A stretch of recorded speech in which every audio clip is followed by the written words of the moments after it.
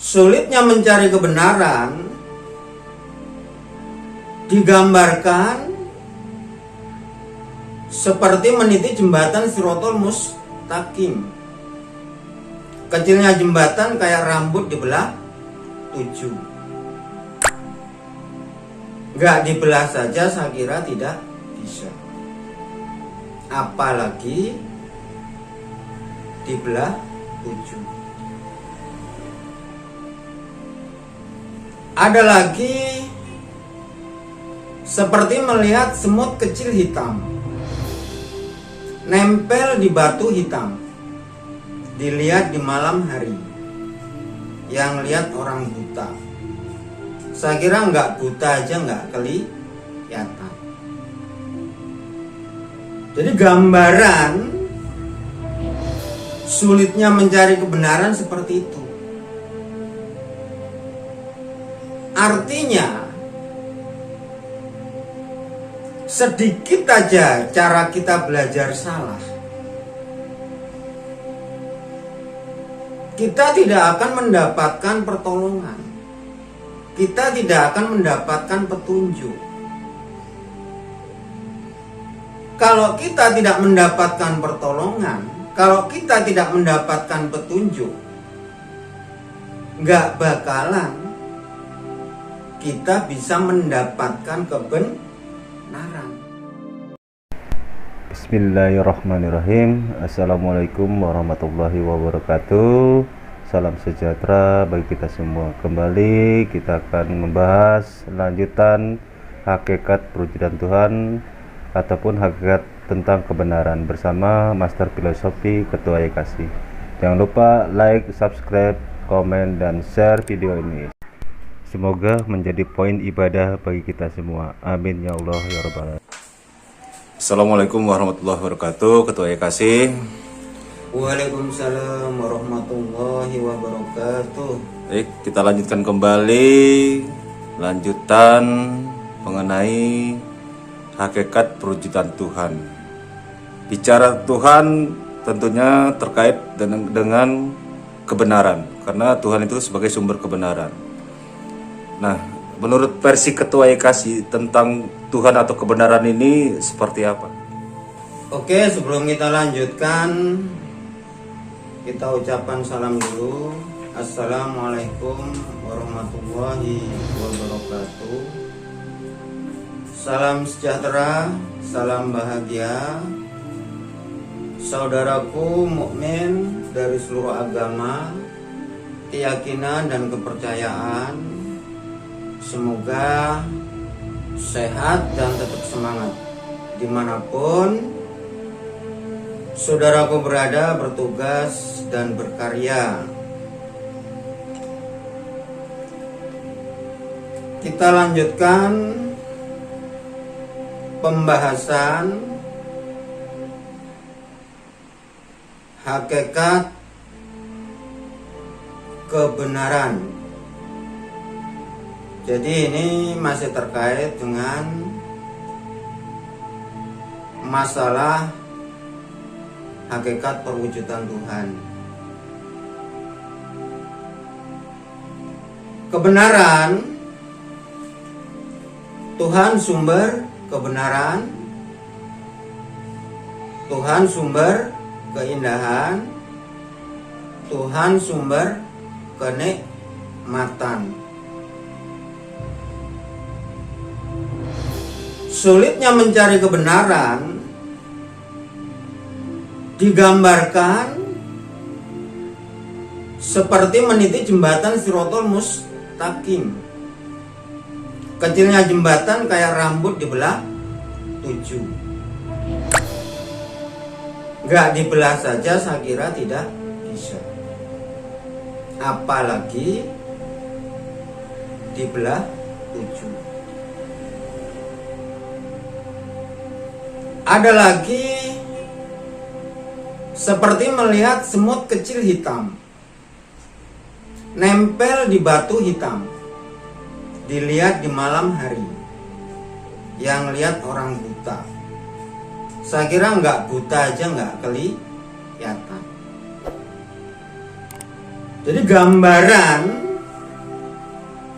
sulitnya mencari kebenaran seperti itu. Artinya, sedikit aja cara kita belajar salah, kita tidak akan mendapatkan pertolongan, kita tidak akan mendapatkan petunjuk. Kalau kita tidak mendapatkan pertolongan, kalau kita tidak mendapatkan petunjuk, gak bakalan kita bisa mendapatkan kebenaran. Jadi kayak begitu gambaran sulitnya mencari kebenaran. Artinya langkah-langkah kita di awal itu sangat menentukan. Langkah pertama lebih sulit 1000 langkah selanjutnya. Jadi yang harus diwaspadai, langkah kita ini sudah benar atau belum. Karena kalau langkahnya salah, sampai kapanpun kita tidak akan pernah mendapatkan kebenaran dan tidak akan pernah tahu Tuhan. Kira-kira begitu. Mungkin ada yang perlu dijelaskan. Apa sih Pak? Kebenaran itu sangat sulit didapatkan atau kita temukan. Oke. Kenapa kebenaran itu sangat sulit untuk ditemukan? Tanpa perjuangan yang serius dan sungguh-sungguh, mustahil manusia itu mendapatkan kebenaran. Karena kebenaran sama aja kita menemukan Tuhan. Tuhan sumber kenikmatan. Karena di sana penuh dengan keindahan, penuh dengan kenikmatan. Bahkan kalau di bahasa janjinya hadiah surga seluas langit dan bumi. Surga yang sangat menakjubkan khusus umat akhir zaman. Jadi mustahil kalau surga yang sebegitu megah dengan mudah kita mendapatkan. Hal-hal yang sangat luar biasa, indahnya, nikmatnya tidak mungkin diperoleh tanpa perjuangan yang serius dan sungguh-sungguh. Jadi kira-kira yang menyebabkan sulit ya nilainya sangat mahal. Tidak mungkin didapat tanpa perjuangan. Jadi kira-kira begitu. Bisa nggak dijelaskan contoh langkah dalam mencari kebenaran ini, contoh langkah yang salah ataupun langkah yang benar seperti apa menurut versi Katolik?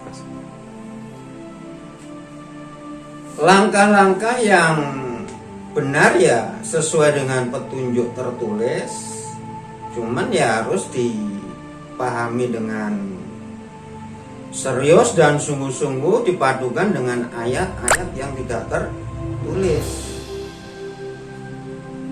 Kalau hanya ayat-ayat tertulis saja, saya kira tidak bisa. Karena ayat tertulis pun awalnya juga tidak tertulis. Kalau ditulis semuanya, kitabnya setebal apa? Sangat tebal, siapa yang mau baca? Sedangkan sifat buruk manusia itu luar biasa. Karena manusia diciptakan dari tanah liat kering dan hitam. Jadi sifat-sifat buruk yang mendominasi, nggak mungkin didominasi sifat baik. sifat baik itu baru bisa mendominasi melalui perjuangan yang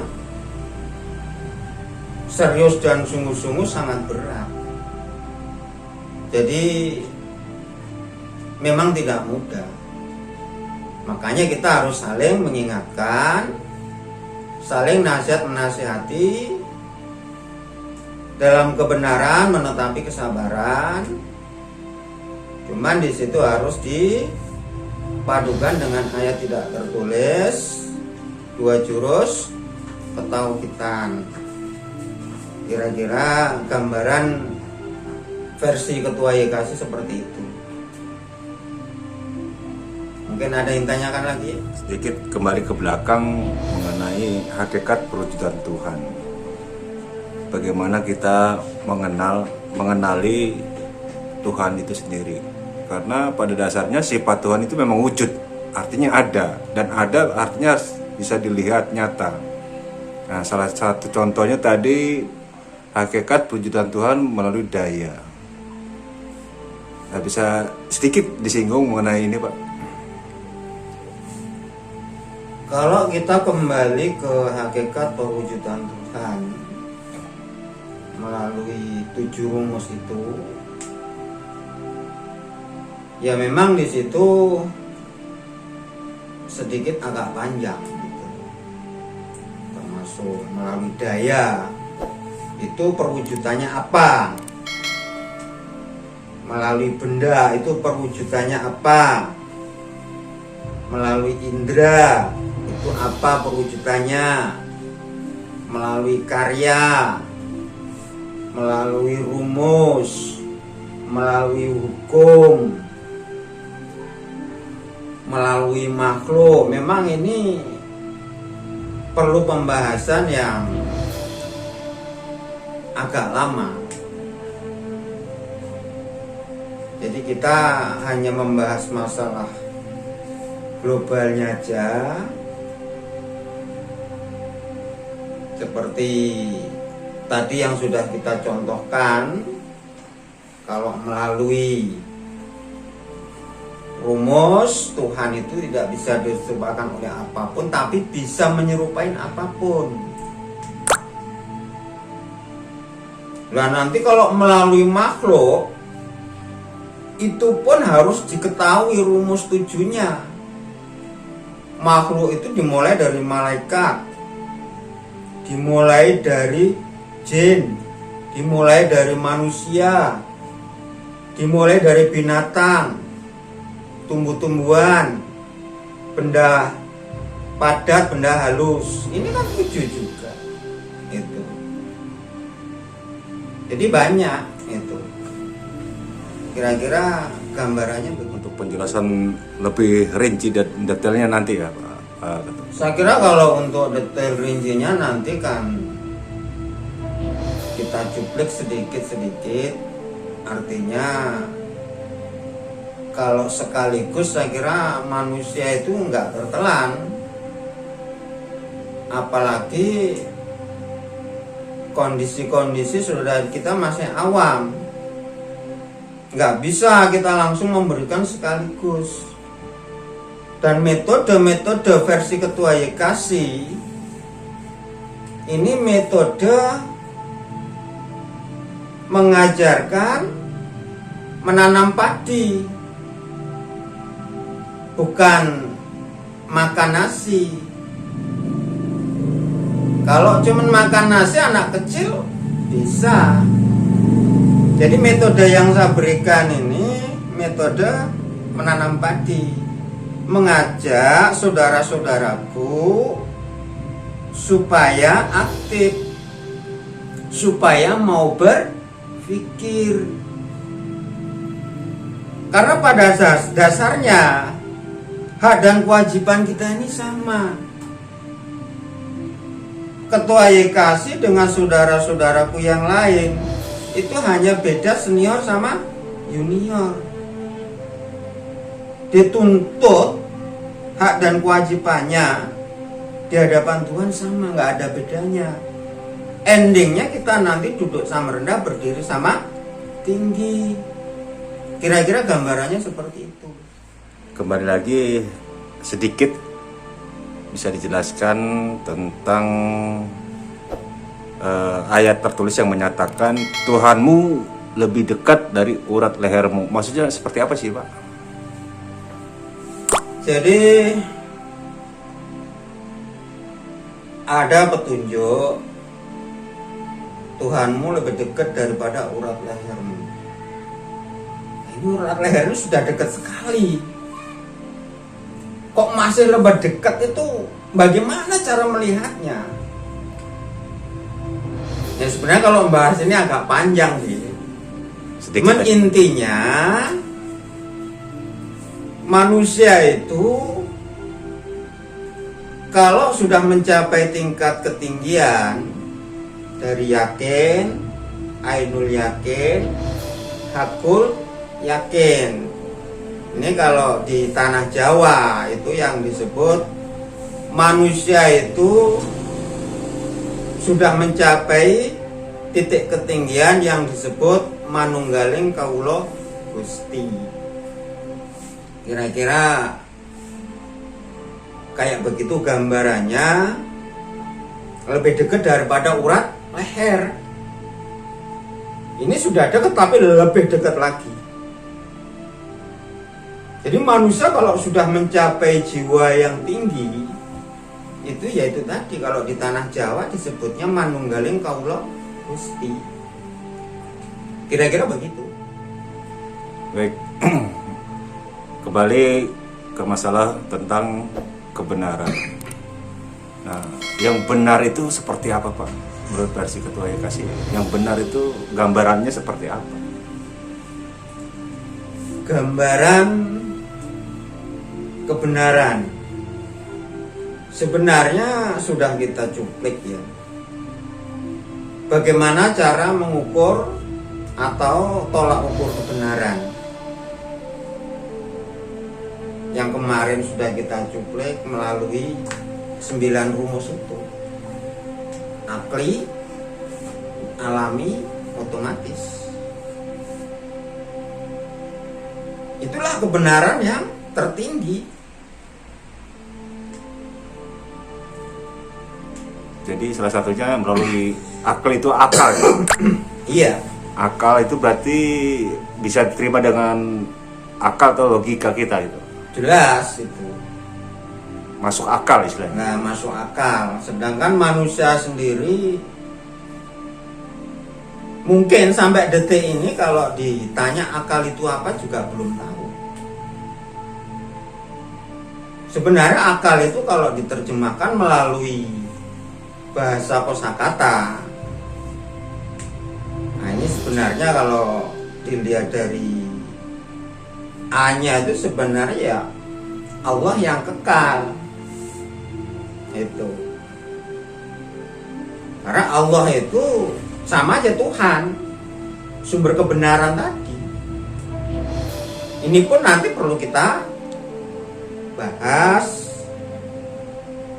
sedikit demi sedikit ya semua supaya terangkum karena semua itu terkait. Kira-kira begitu.